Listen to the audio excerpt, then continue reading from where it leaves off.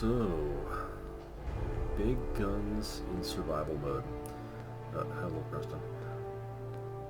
This was a bit of a challenge, and I had a hard time at first because, I mean, especially in the start of the game, big guns really aren't very plentiful. There's the one you get over in Concord, of course, with the power armor, but you only get about 1,000 rounds for the minigun. That's just not very much. And you can go to dance, and you can go get the junk jet, which I have done, but the junk jet just isn't very good. I tried, I really tried. I upgraded it, did some stuff, and it just has too many things going wrong for it. I might get a mod later I've seen on Nexus and fix it, but it's just too hard to use. So it's kind of an impasse. Made the character into a hybrid, melee, big guns type of deal. Took a bunch of unarmed ranks, had big guns, explosives, was combined with those combined to affect rocket launchers, Fat Man, and a whole bunch of chemists, because that really helped me survive a lot of unarmed fights. And that actually works out pretty great for big guns. The problem I had before with 5mm ammo is solved with this little guy. So in the Contraptions Workshop, you can make a device that makes ammo. And one of the things you can make is a 5mm. Right there. All it requires is 2 steel, 1 fertilizer for 10 rounds. Now you need a lot, because it's a minigun, so you need a lot of ammo. But fertilizer and steel are not that hard to find. You buy them off traders. I happen to have the Scrap Everything mod installed, so I can scrap grass, piles of leaves, etc. All of that as fertilizer. In fact, there's some right here. Yeah, 5 fertilizer, a piece of grass.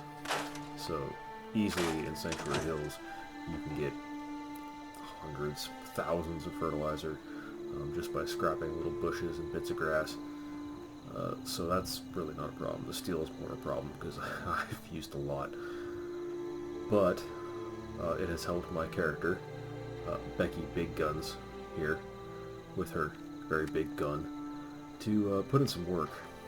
So I'm level 24 right now, which is not terribly high.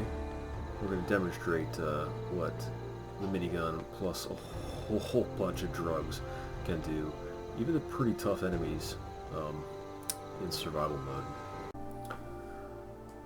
So we've made our way over to the Nuka World Transit Center. I am level 24. Nuka World Radio does not trigger until level 30.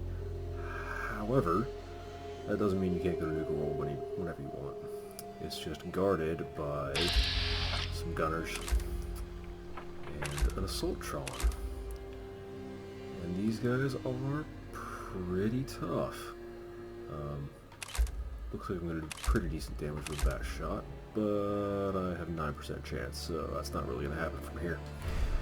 So, we're just going to waltz right up, because Becky Big Guns is not exactly subtle. And we're going to start some shit. No one investigates that signal until this place is secure. If I see any... So, we're in range. Now to do some drugs. So do some buff tats for strength and endurance.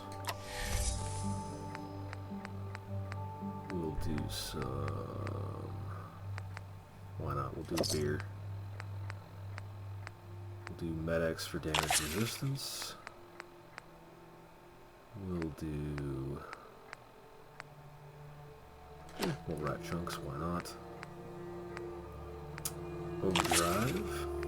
And the all-important Cycle Jet. And actually, we could do a refreshing beverage. Properly hydrated, gets the rads down, pretty decent healing item. So we go over stats, and I am all kinds of buffed up. So this This will be pretty fun.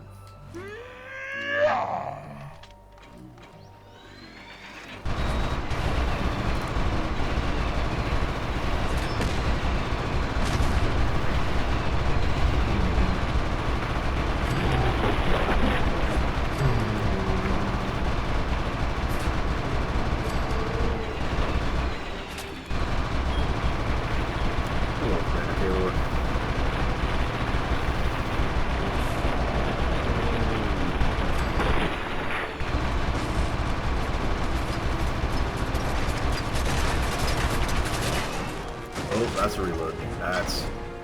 Yeah, they're 500 rounds. Oh, hold on.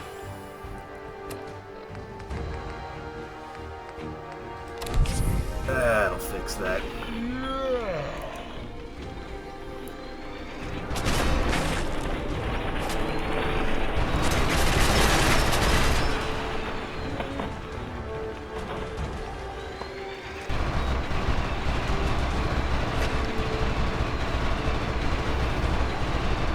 Come on.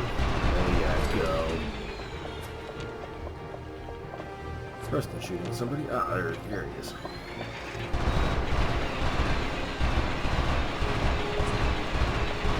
Can't quite get over that. This guy's stuck. Oh well.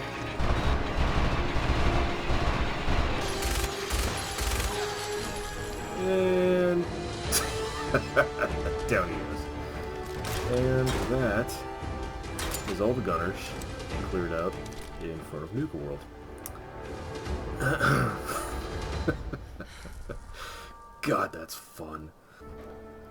So I've made my way back to Sanctuary Hills, looted those corpses, dropped some stuff off my workbench, and I am still under the effect of buff tats, medics, and overdrive, because the chemist perk with just 2 ranks gives you 8 minutes of those chems, which is just fantastic.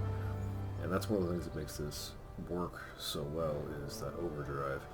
You get a 25% damage boost, and you get a 25% crit chance outside of VATS, or even in VATS for that matter. And when you're firing a minigun, you're firing an awful lot of bullets, and you're going to get criticals a lot. So you wind up doing a boatload of damage, and this is just a bog standard minigun from Concord. This is nothing special. It's got no upgrades aside from the little sight I stuck on top of it. So if you wind up with a legendary of some kind, with really almost any effect, it's going to do a lot more work.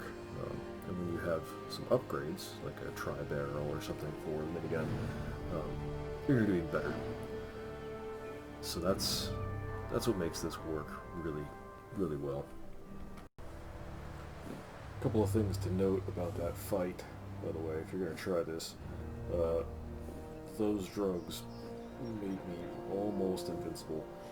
Not quite. That assault run did some pretty decent damage and did stagger me. And I'm pretty sure if that head laser had actually gone off, it may have killed me. Because this is still survival mode, and that assault run was definitely above my level. But everything else was pretty good. The other thing is, if you're actually going to use a minigun, fire in bursts. If there's anything at distance, those 2 guys up top especially, I wasn't going to hit them if I just held down the trigger and let it rip, because the spread as the minigun fires just gets out of hand. So nice little short bursts if you're firing at a distance. And VATS actually fires 10 rounds per VATS shot with the minigun, which means with overdrive you're going to score at least a couple critical hits every time, and that'll tear people apart too. So yeah, I highly recommend this. It's a lot of fun. You do need a manufacturing plant for the 5mm. You just don't find it at early levels. You're going to have to make some if you want to use the minigun. But other than that, it's great, and I think I'm going to run with this until I start finding lots of missiles and mini nukes, and then I'm going to see what happens when you combine a bunch of drugs and mini nukes. Anyway, thanks for watching.